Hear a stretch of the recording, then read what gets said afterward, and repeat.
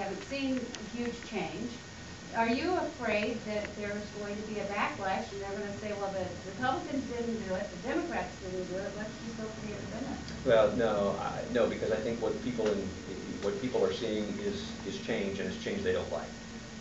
What they're seeing out of and what you're reading in these national polls is people who are not satisfied with the policies of Barack Obama. And so whether it's health care and the health care takeover, whether it's stimulus, whether it's debt, whether it's Afghanistan, whether it's foreign affairs, people, I'll say people generally, but people who we talk to in our polls are not satisfied. They're dissatisfied. They don't like the change they got. You're beginning in my words, I'm beginning to sense a bit of buyer's remorse in the minds of voters who opted for a person who gives a great campaign speech but has little in the way of managerial or even legislative experience to manage something as massive as the United States and truly as commander-in-chief and leader of the free world. But what are you going to offer that's different from what you offered before? Oh, look, I tell you what, I think this slate of candidates is going to offer a new energy and a new vision for leading the state of Ohio. And listen, we'll let I don't want to get the party out in front of our candidates, but clearly running the same old names and the same old faces with the same old message and the same old campaign isn't going to work in Ohio for a Republican candidate anymore. And so you're going to see different campaigns. You're going to see a different Ohio Republican Party in the strategies and the tactics that it employs, and you're going to see very specific things come out from each of our candidates that talk about the things that they want to do for Ohio and how they plan to accomplish them. That stuff will be unveiled. Those items will be unveiled over the course of the campaign. Unveiling that stuff the day after the election, a year out, doesn't make a whole lot of sense. But we'll get back to that, and probably after the first of the year, we'll be very specific. It appears that the energy behind this movement, Tea Party and otherwise, yeah, that is causing problems for Obama right now. They don't necessarily like Republicans either. I mean, your party ID is down to 20%.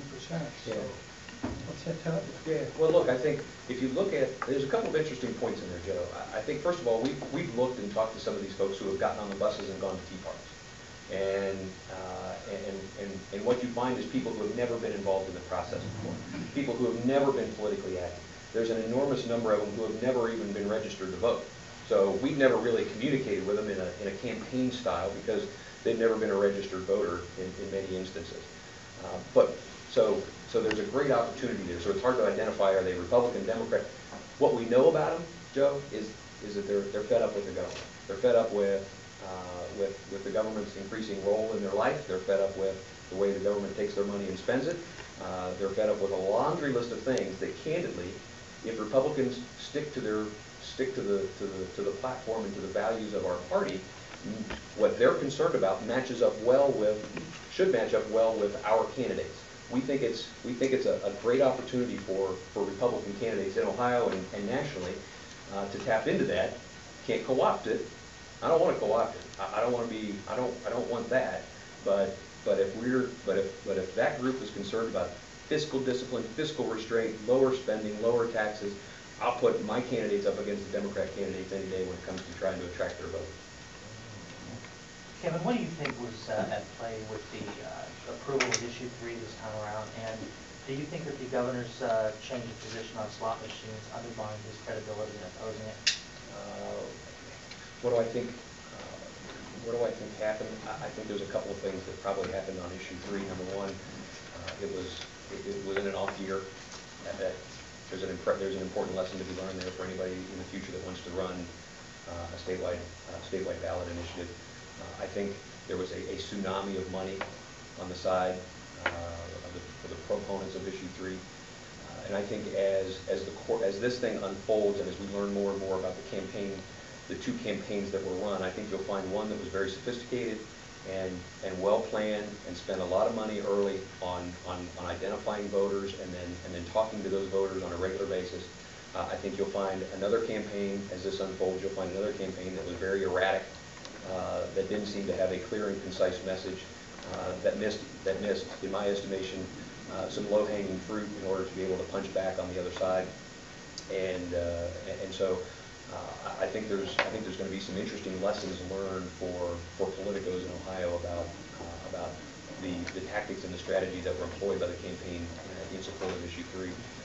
Look, Governor Strickland lost his credibility when on the issue of gambling and shooting straight with the people of Ohio on this issue back when he flip-flopped on the issue. He said, his quotes are numerous on the insidious effects that gambling has on the lives of Ohio families, and then quickly and easily succumbs to it as a potential budget fix. I think the governor's flip-flop on gambling back during the budget was far worse. I'm sorry, when he lost his credibility on the gambling issue with the people of Ohio. Do you think that made a difference? I don't think it made a difference.